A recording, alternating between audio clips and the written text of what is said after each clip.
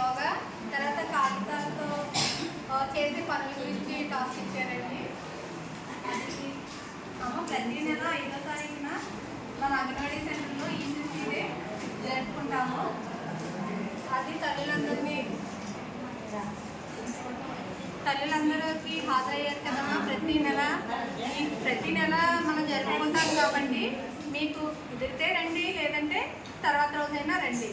మాకు దీంట్లో ఈరోజు యోగా గురించి పిల్లలతో చేయించడం, పిల్లల తల్లులతో చేయించడం చేద్దామని అనుకుంటున్నాము. యోగా వల్ల మనకి ప్రశాంతత, యోగా చేయడం వల్ల ప్రశాంతత ఉంటుంది. అలాగే మనలో ఉన్న ఏమైనా సమస్యలు ఉంటే యోగా చేయడం వల్ల కొంచెం తగ్గుతాయి అన్నమాట.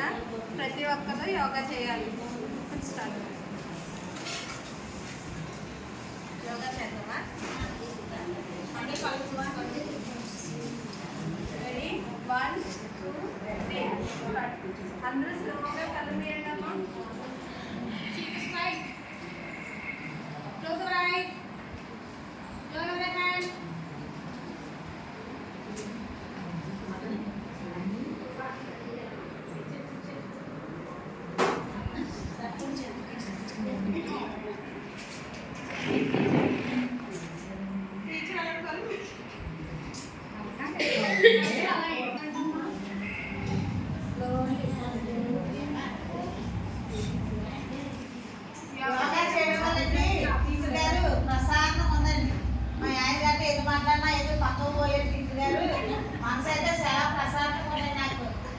మా పిల్లలు కూడా చెప్తారండి, మా ఇంటి పక్క కూడా చెప్తారండి టీచర్ గారు. యోగా క్లాసు యోగా అమ్మ పడు మూసుకొని ఒక 10 నిమిషాలు అలా కూర్చోమని చెప్తారండి.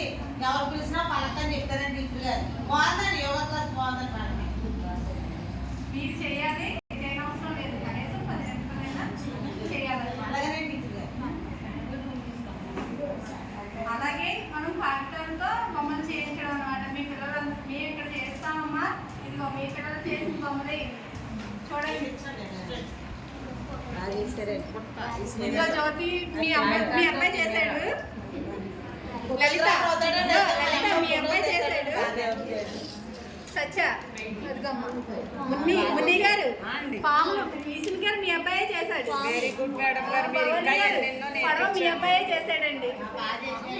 ఇలాగే కాకుండా పాములు చంద్ర గారు పాము చేసిందండి. పాములు గాలిపటం కుమారి గారు మీ పాప చేసిందండి. ఎలా ఉన్నాయమ్మా? ఇవి బొమ్మలు చేయడం వల్ల గోపగంటారు అంటారనమాట. అవి అభివృద్ధి చెందుతాయి. తర్వాత కంటికి చూపుకి కూడా ఇలా చేతికి సమన్వయం పెడుతుంది.